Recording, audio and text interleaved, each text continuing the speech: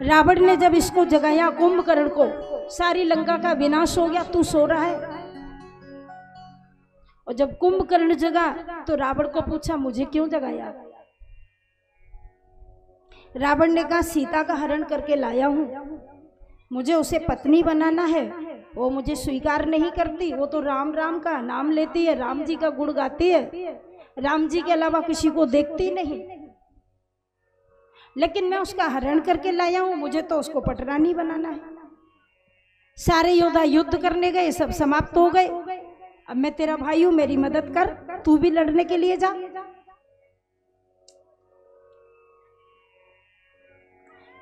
कुंभकर्ण ने कहा कि तुम सीता जी को इतने दिनों से हरण करके लाए हो और उसने तुम्हें पति नहीं स्वीकार किया, तुम तो राक्षस हो, मायावी राक्षस हो,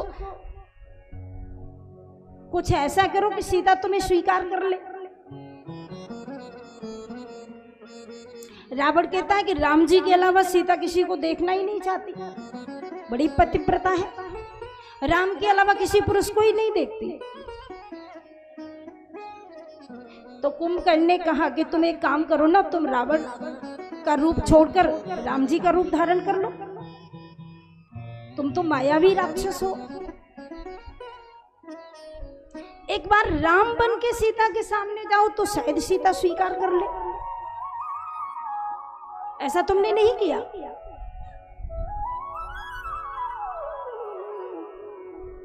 सीता पतिव्रता स्त्री है, वो राम के अलावा किसी को स्वीकार नहीं करती, तो तू रावण बन के क्यों जाता है? तू राम बन के जाना, फिर तो स्वीकार करेगी।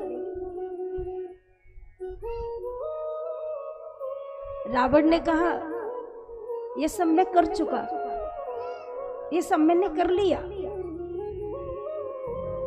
मैंने राम जी का रूप धारण किया और मैं सीता के सामने गया। तो कुंभकर्ण ने कहा फिर क्या हुआ?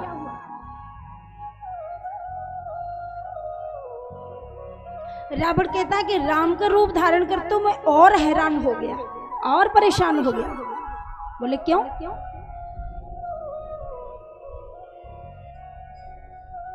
रावण ने कहा कि जब मैं राम बन के सीता के सामने गया तो भैया जो मेरी पत्नी मंदोदरी है ना, मुझे तो मंदोदरी में भी मां का दर्शन हुआ।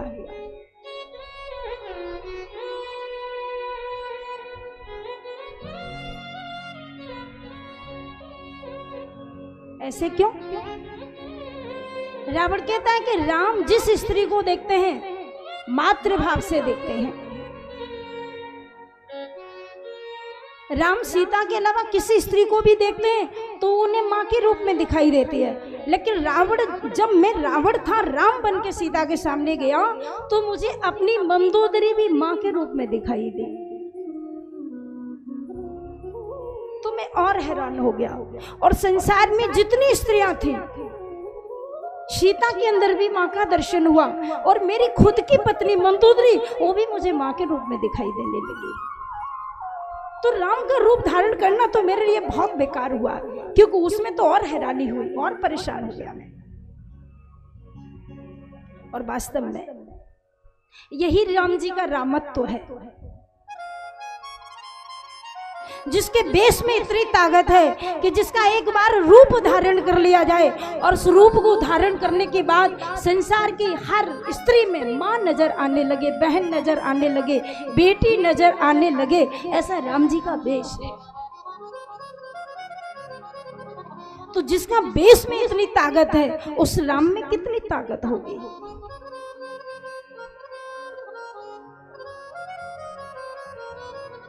श्री रामचंद्रे परान धारान चक्षुषा ना विपश्यति, शब्यम पादम सुवर्तुष्य प्रयागम विद्दिशत तमः, वामांगम पुष्करम तस्या नारी परिकल्पयेत्। यह है राम जी का रामत्व।